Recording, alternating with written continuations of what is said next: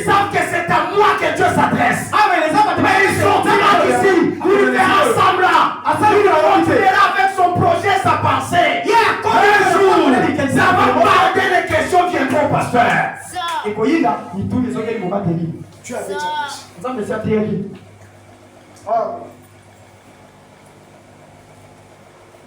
On est qui m'a tombé. Donc ça va pour cette terre interne, ma pipi le côté na pota malende malende.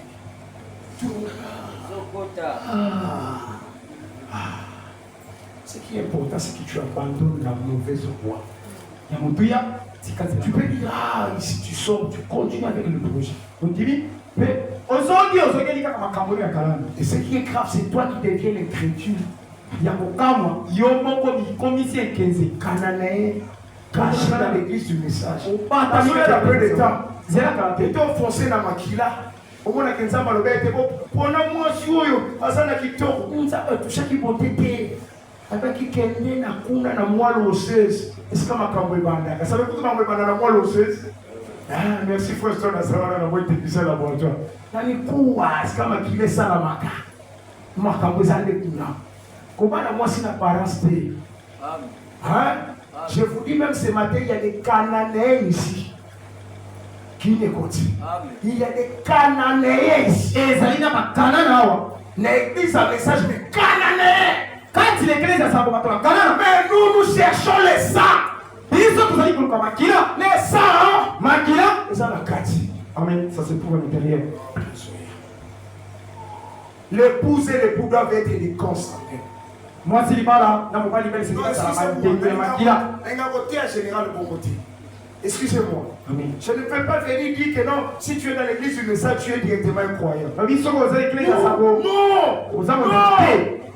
Dans l'église, il y a des objectifs et des objectifs. Quand l'église est bien, vous allez mêler. Vous pensez aux autres attaquer la message d'affaires, madame Skoul, par ton mouklibanda, baroyoka, n'a sa bongoté. N'a katia bakanané baza. Amen. Bakanané ne peut pas salir. Va définir dans mon église, va le gars incrédule. Incrédule, la rose à l'église, ça y est, soufflé ou pas? Si tu as pas dans l'église de Jésus, tu laisses l'église, ça y est, soufflé. Oh Seigneur. Pour nous lui épargner message d'affaires, madame. Votre père au bâtiment, Basawa. Donc, ce qu'on va la Keba. On a même la passer frère église, la Bissomoko. Hein? Va passer, on le reçoit dans Canané. Keba. Tosoya. On a quitté la chère, hein? Faut y avoir un petit à mon pima. Oui, nous, on va Canané bien. Oh, merci. Donc, Abraham visait le sang. La décision d'Abraham dans le mariage, c'est le sang. Mon cas, c'est la poubelle, il va à la maquilla. Chérie, reste la polio. J'étais déjà. Alors, si ton papa et ta maman refusent, tu vas dire quoi? Si tes parents refusent, il va les décisions dans le signe de Minayo. Attends, papa, t'as passé la psalo. Prends la zone au bandé de l'autre. Non, le basi matin, dans le lobby déjà, le resali comme maquilla. Ce qu'on a dit, nous, maquilla, non, t'es un mariage à F. À côté, ça n'a pas de la matrice, c'est un maquilla à Nyama. Un péché de païen est un animal. Nous sommes qui vont pas dans un Nyama. C'est un animal, c'est un Seigneur. Amen. Continuons. Nous avons vu qu'il est pour le sang. Makila, prenons quelque chose bien aimé. Quand il y a deux sangs différents avec un mariage mixte et hybridation. Amen. Abraham a dit que le mariage a été comment dépend de la un prophète qui bouge. Le 25 novembre 56. Est-ce que c'est qu'Abraham a fait? C'est un fiancé de génération en génération. C'est qu'Abraham a fait, c'est un fiancé de génération en génération. Est-ce que je pose la question? Est-ce que ça a un fiancé de génération en génération? Voyons si Abraham avait raison. Eh bien, nous voyons qu'Israël ne devait pas pratiquer le mariage mixte. Amen, amen. Ils devaient se marier entre eux. Et c'est là qui m'a parlé à la est-ce que l'église ne peut pas dire amen ici? Quand je déclare la vérité, soutenez la vérité par vos amen, bien aimé. Ils devaient se marier entre eux. Et c'est là qui jamais un Israélite ne devait se marier avec quelqu'un des nations. Pourquoi? Raison à moi. Mais ils devaient garder leur sang pur. Et ça dit qu'à moi, Makila. Libale, ça dit qu'à moi, Lili. Il devait garder leur sang pur. Jusqu'à ce jour où moi, Branham, je prêche. Je crois que les sangs juifs est les sangs les plus purs qu'il y ait sur la surface de la terre aujourd'hui. Mon frère, moi, quand ce qui m'a yuda, c'est ma sanzoto, à battre les makila et zoto. Pour n'aller on va battre la makila et mon niveau terre.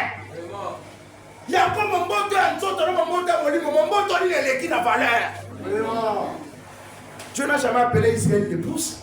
Israël, ce sont des serviteurs. Mais puis, son mon moto, mon livre, avec qui sont moi, c'est Alibala. Amen. Mais par où il va ça, mon moto, un autre serviteur. Hein? Ça va être unique, na biso. Na millénium, na temple, biso to ça na mwende. Bana misala to otinda, ba juif. Mais ba juif to otinda, ba juif makila tata na bango balaya. Ti lelo ba batela ngo, ba boy ko sangisa ngona ya mutu mususu. Ba so bana ndenge izaka balaka. Mais bana nzambe. On va bien moi si bala, bah c'est incapable de garder le sang spirituel. Amen. Donc un juif est sérieux qu'un croyant.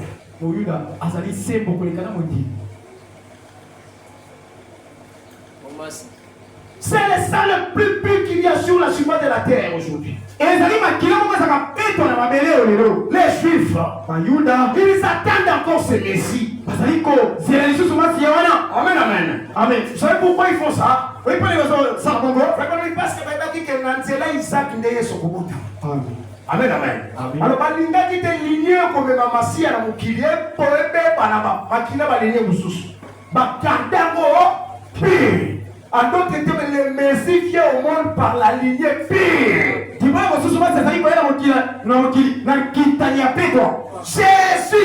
Jésus naîtra dans un cœur qui est de la lignée pire.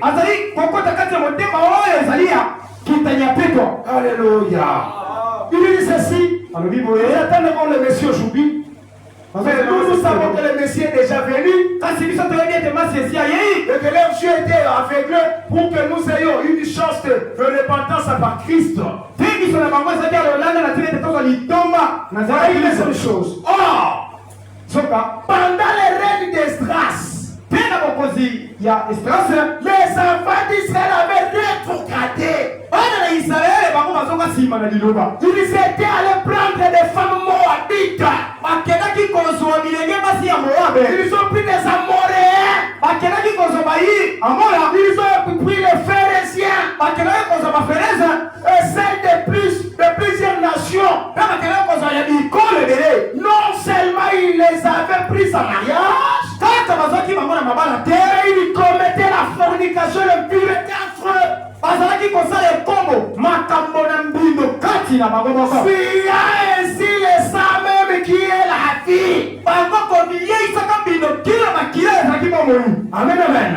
Un mariage mixte, c'est le fait de souiller le sang pur. C'est l'hybridation. Un mariage mixte, c'est le mariage entre un croyant et les croyants. Entre un pécheur et un saint. Dieu n'accepte pas l'hybridation. Si la race humaine a été dans la chute, c'est à cause de l'hybridation. Dieu ne fait pas le mélange. C'est pourquoi il refuse qu'un blanc épouse une noire. Il refuse qu'une blanche épouse un jaune. Parce que ça c'est l'hybridation. L'hybridation n'est pas du domaine de Dieu. C'est le diable qui est le maître et le créateur, l'initiateur de l'hybridation. Est-ce que l'église peut dire amen? Merci beaucoup. Ce que je voulais vous dire. Si Abraham a envoyé dans sa patrie parce que là-bas il y avait ceux qui avaient le sang d'Isaac.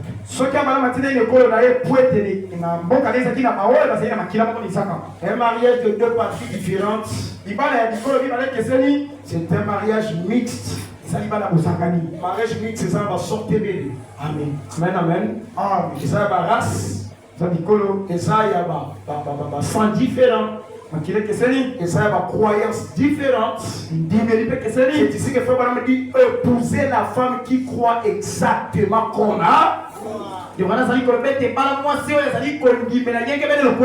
parce que si elle ne croit pas exactement comme vous, ça sera deux croyances différentes. Encore, je crois que l'église de Jésus a reçu quelque chose. Est-ce que je peux maintenant prendre la descente et terminer? Si vous le permettez. Amen. Mais c'est quoi en fait ce problème de sang? C'est là où je termine.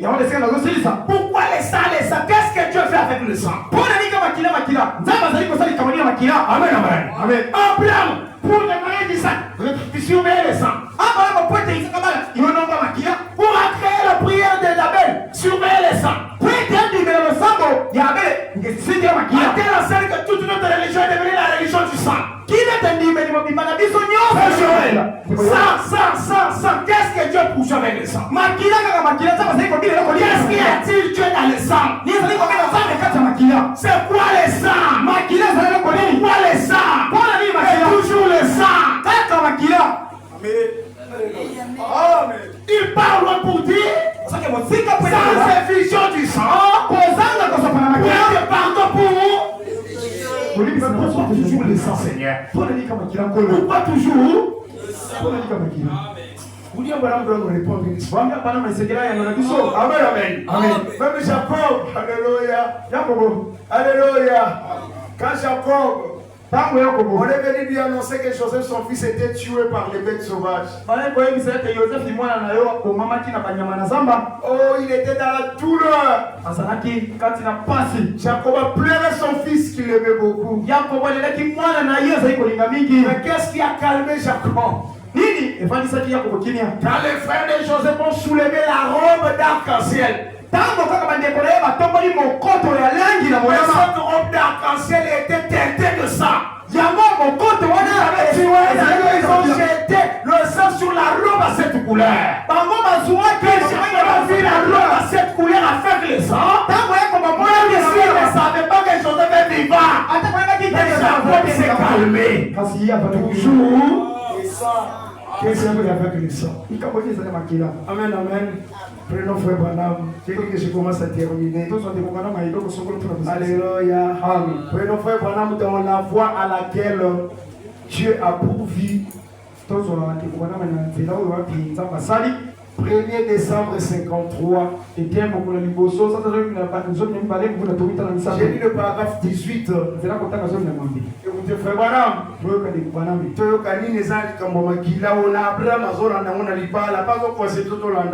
il n'y a pas longtemps, et en vérité, une de ces grandes fameuses églises, beaucoup de leurs membres sont assis ici ce soir. J'ai lu un article tiré d'un journal qui disait le membre de cette église voulait retirer des recueils de cantiques. Il voulait même retirer les sangs de leurs recueils de cantiques. Il voulait retirer les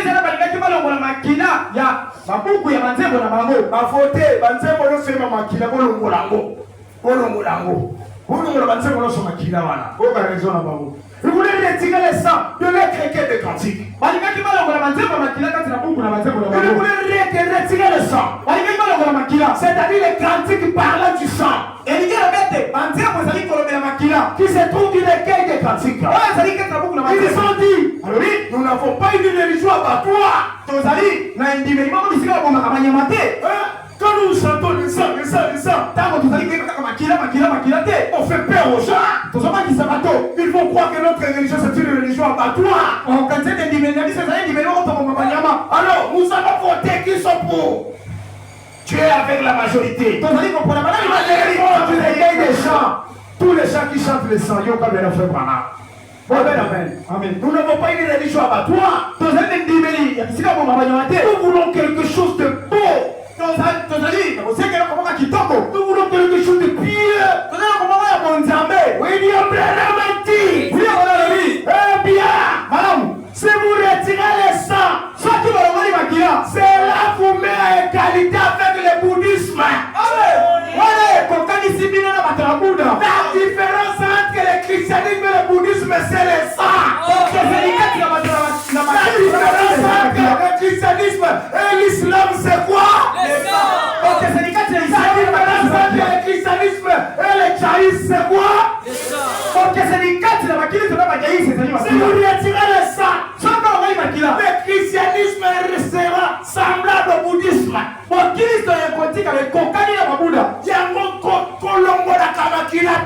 Amen. Pour garder notre religion pure.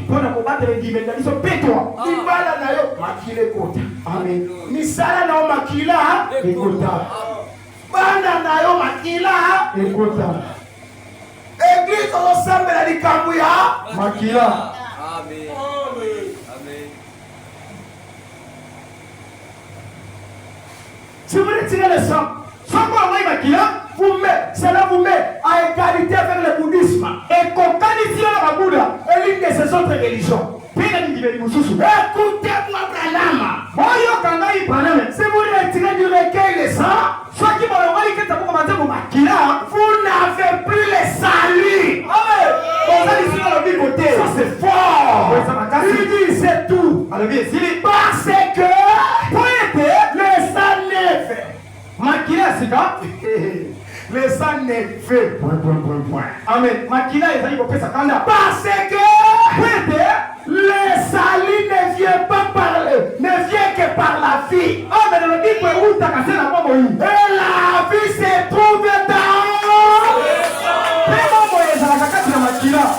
Abraham disait le sang. Parce qu'il savait que la vie se trouve où? Abel a amené le sang de l'agneau. Tu as regardé le sang du serpent a amené la mort. Mais la vie se trouve dans le sang de l'agneau.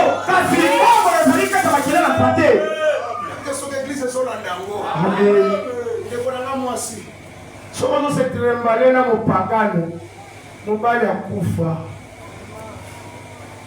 zolula moweyi abuka ebe bataza buka esumana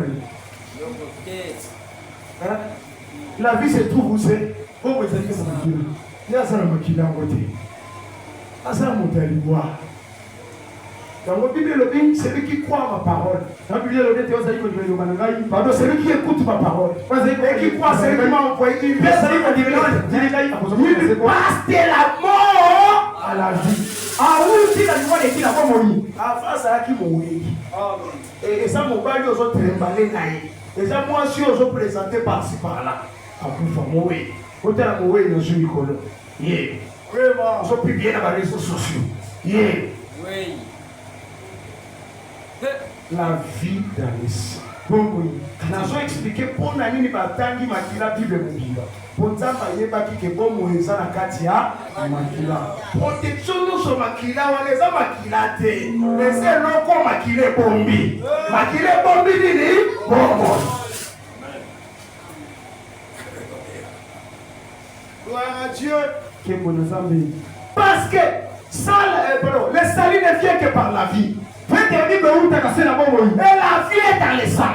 Et le sang a été offert. Et ce n'est que par l'effusion de sang qu'il y a la rémission de péché. Moi, Branham, j'aime la vieille religion à l'ancienne mode qui est aspergée du sang. Ça c'est moi. Frère Branham, ça c'est aussi moi. C'est aussi vous. Oui. Alléluia. Parce que Dieu a regardé là-dessus Tu as accepté le sang. Et ce sang a été répandu pour nous. Et nous devons accepter ce sang. Alléluia. Laissez-moi dire quelque chose à l'église. Est-ce que vous pouvez écouter ça? Rebecca devait être du même sang qu'Isaac. Amen. Alléluia. Rebecca devait avoir le même sang qu'Isaac. Et nous avons vu que Isaac c'est le Seigneur Jésus. Vrai ou faux? Rebecca c'est nous les membres de l'épouse. Mais le même sang que Jésus. Et le sang cache la vie. La vie de Jésus se trouve dans son sang. Jésus savait qu'on n'avait pas ce sang-là. Jésus savait qu'on n'avait pas cette vie-là. Qu'est-ce qu'il a fait? Il est avantageux que je m'en aille. Frapper de Dieu. Humilier tout partout. Ce sont nos fardeaux qu'il a portés. Ce sont nos péchés qu'il s'est chargés. Il a été frappé pour nos péchés. Brisé pour nos iniquités. Le châtiment qui nous donne la paix. Nous avons été qu'il était à la croix. La première chose qui est sortie, c'était de l'eau. L'eau est sortie. La deuxième chose, c'était le sang sacré de Dieu. La troisième chose, Père, pourquoi m'as-tu eu? Jésus, pour que nous soyons du même sang que lui. Il savait que la race humaine n'avait que le sang du sexe. On avait les capacités d'avoir son sang, lui. Par tout son péché. Ils ont été privés de la gloire de Dieu. On ne pouvait pas avoir le sang de notre Isaac. Le seul moyen pour que nous ayons le sang d'Isaac, il fallait que les types s'accomplissent dans l'Ancien Testament. Pour la rédemption, pour la ménage tourterelle, pour la ménage des agneaux, on devait égorger l'agneau mâle. Pourquoi on devait l'égorger? Parce qu'il devait donner son sang à l'agneau femelle. L'agneau femelle recevait le sang de l'agneau mâle. Le mâle et la femelle ont le même. Jésus, c'était lui l'époux. C'était lui l'agneau femelle. Il a été égorgé. Pourquoi Jésus devait mourir? C'était la seule occasion pour partager son sang avec son épouse. Il a donné le sang. Ça a ouvert la brèche pour que Isaac et Rebecca aient le même. Mais ce matin, est-ce que le monde sont prêts à accepter le sang de Jésus?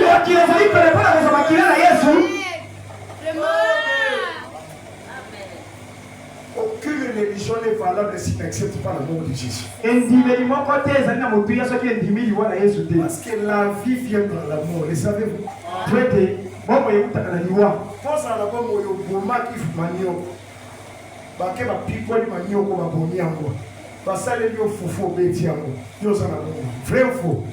Pense à la bombe où il va bomber mbisi à maï pour le lit. Vrai ou faux? La vie vient de. Et comme la vie est dans le sang, le salaire du péché c'est quoi? C'est la mort. Il fallait qu'il y ait la mort de Jésus. Et c'est qui que sauce déposé Makila. Est-ce que vous avez prié pour un Makila? Amen. Vous allez accepter le sang de Jésus ce matin? D'abord, amen. Amen. Amen. Même Dieu s'est inspiré du mariage d'Isaac. Moi si exemple Isaac. Pour Isaac. Pour Isaac.